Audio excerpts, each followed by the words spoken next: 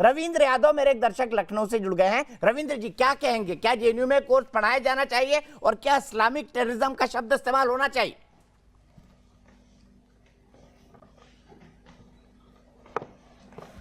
दीपक जी, देखिए, जहां तक मेरा विचार है, किसी भी पाठ्यक्रम में या किसी भी शिक्षा संस्थान में आतंकवाद के खिलाफ शिक्षा देना एक अच्छा कदम है, एक अच्छी पहल है।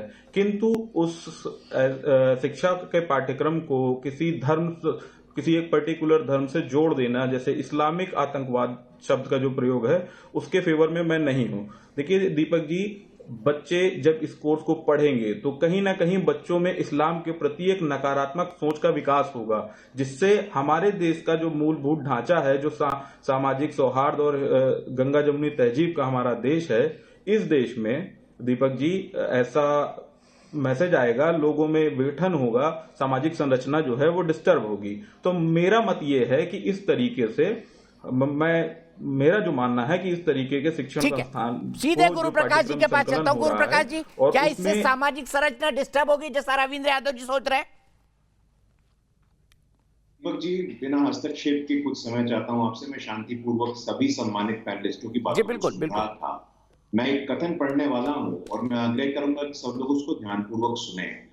इस्लामी भ्रातृत्व विश्वव्यापी भ्रातृत्व नहीं है। इस्लामिक ब्रदरहुड एक वर्ल्ड वाइड ब्रदरहुड नहीं है। वह मुसलमानों को लेकर ही है। उनमें एक बंधुत्व नहीं है, लेकिन उसका उपयोग उनकी एकता तक ही सीमित है। जो उसके बाहर है, उनके लिए उनमें घृणा व शत्रुत्व के अलावा कुछ नहीं है। इस्लाम एक सच्चे मुसलमान को कभी भी भारत को अपनी मातृभूमि तथा हिंदू को अपने सगे के रूप में मान्यता नहीं दे सकता है। ये बाबा साहेब अंबेडकर ने अपनी पुस्तक थॉट्स ऑन पाकिस्तान में कहा है।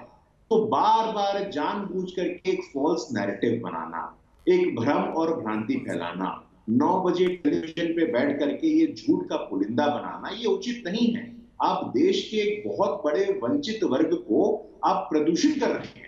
इस प्रकार का फॉल्स नैरेटिव, इस प्रकार का पॉइजन देकर के आप समाज में विघटन पैदा कर रहे हैं। आपको समझना चाहिए, जब बाबा साहेब अम्बेडकर आप फिर बीच में बोल रहे हैं, आप भारत के कॉन्स्टिट्यूशन की जगह हिंदू राष्ट्र चाहते हैं।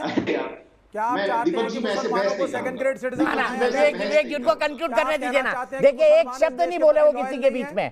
विवेक जी, आप हर किसी के बीच में बोले, वो किसी के बीच में एक शब्द नहीं बोले। प्लीज उनको कंक्लूड कर लेने दीजिए। छोटा सा आपके सवाल का जवाब भी दे देंगे। आपके सवाल का जवाब भारत के कॉन्स्टिट्यूशन में विश्वास है या नहीं? क्या आप हिंदू राष्ट्र बनाना चाहते हैं? क्या आप इस कॉन्स्टिट्यूशन से सेटिस्फाइड नहीं है? क्या आप मुसलमानों को सेकंड ग्रेड सिटीजन मानते हैं? या क्या आपको लगता है कि कोई भी मुसलमान भारत को अपना मानता ही नहीं है? या क्या आप मानते हैं कि मुसलमानों ने देश के लिए कुछ नहीं किया? आप बताइए मुझे जरा। मुस्लिम आइडेंटिटी को इस्लामिक आतंकवाद से जोड़ के देखते क्यों है, मेरा तो ये प्रश्न है। ये आपका जो नैरेटिव है, ये आपका जो नैरेटिव है सर गुरु प्रकाश जी, मैं आपकी बड़ी रिस्पेक्ट करता हूँ। आप बहुत ही गंभीर प्रवक्ता है, बहुत अच्छा बोलते हैं, मैं आपकी इज्जत भी करता हूँ। लेकिन अभी जो आप नैरेटिव बना रहे हैं, इससे तो यही आप कहना चाहते हैं कि सब मुसलमान एक सेकंड ग्रेड आदमी है।